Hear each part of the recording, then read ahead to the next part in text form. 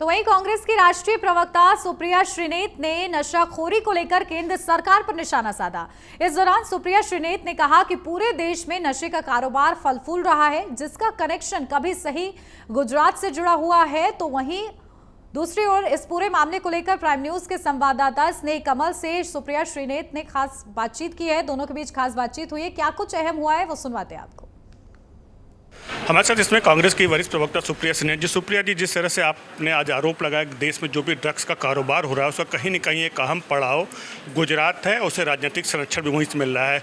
इस क्रम में एनसीबी के चीफ जो हैं उन्होंने भी कहा था कि जो जिस तरह से देश में ड्रग्स का कारोबार हो रहा है वो सिर्फ कारोबार नहीं, एक नार्को टेररिज्म है, और उन्होंने स्पष्ट कहा गुजरात इसका एक महत्वपूर्ण पड़ाव है।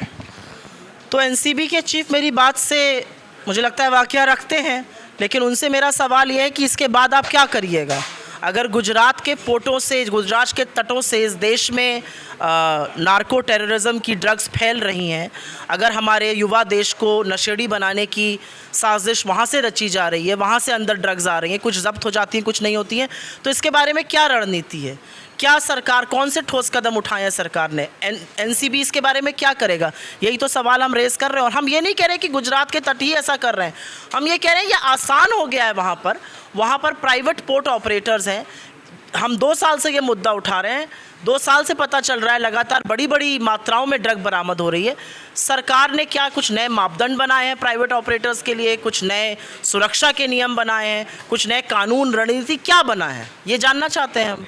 आपका दूसरा आरोप रहा राजनीतिक संरक्षण को लेकर, तो क्या कांग्रेस ये कह रही गुजरात में जो भी ड्रग्स का कारोबार हो कहीं न कहीं राजनीतिक संरक्षण हासिल है? मुझे ऐसा लगता है कि इतना बड़ा ड्रग्स का पनपता हुआ कारोबार बिना राजनीतिक संरक्षण के नहीं हो सकता है। कौन देता है इन लोगों को हौसला ऐसा कर गुजरने का? अगर राजनीतिक संरक्षण, और राजनीतिक संरक्षण बहुत तरह का होता है ना। 2 साल से हम ये मामला उठा रहे हैं, 2 साल से इस देश में ड्रग्स फैलाई जा रही हैं। प्रधानमंत्री क्यों चुप रहते हैं? कई बार चुप रहना भी, मौन भी जो होता है वो संरक्षण होता है। बोले इस पर, अगर एनसीबी चीफ बोल रहे हैं तो वो भी बोले, होम मिनिस्टर भी बोले। ये देश के युवा और भविष्य का सवाल है, इसके बारे में बोलते क्यों नहीं है? प्राइम मिनिस्टर में बहुत बहुत धन्यवाद। तो देखा आपने, ये थी कांग्रेस के वरिष्ठ प्रवक्ता सुप्रिया श्रीनेत। कैमरा पर्सन शुभ के साथ मैं स्नेह कमल, प्राइम न्यूज़, दिल्ली।